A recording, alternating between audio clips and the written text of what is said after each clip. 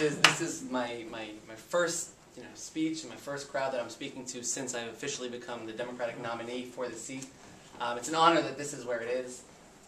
Thank you to Ezra and his lovely wife for hosting this great event. And David said some really nice things, and I appreciate that. But what makes government and what makes elected officials, gives them the ability to get things done, is their partners. You can't do anything alone. And anybody who's worked in this community, and everybody sitting in this room knows that you go from office to office, you find as many relationships as you possibly can, and the goal is to build relationships and really get a good voice going on any issue. And having local elected officials like Councilman Greenfield and like Dov Heiken and God willing, these are partners of mine that won't be partners for a few weeks on just a few issues, but God willing, partners forever on any issue that affects the broader community.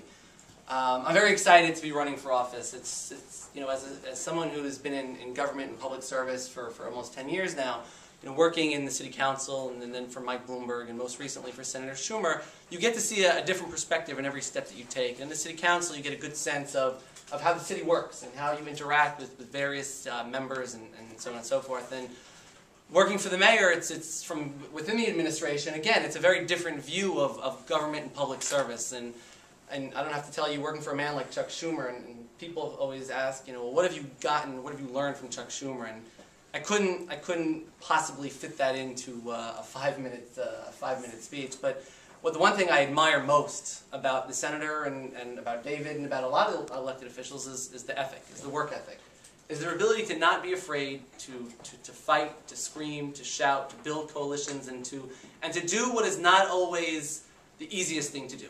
To keep pushing, to keep working, and to keep fighting to make sure that their constituents and their broader interests are represented. And I am humbled by the support, and I appreciate the support, and God willing, look to the partners that I will make in the campaign, and to do great things, and make you proud.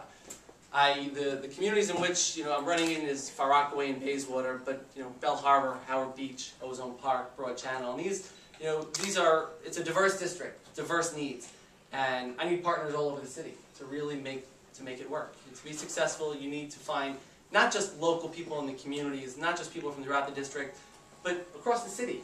I own a home and I pay a mortgage. I send my kids to school and I have to pay tuition, and I have the bills just like everybody else. But I think that too often we split ourselves up by geographics, by demographics. This is how we fit.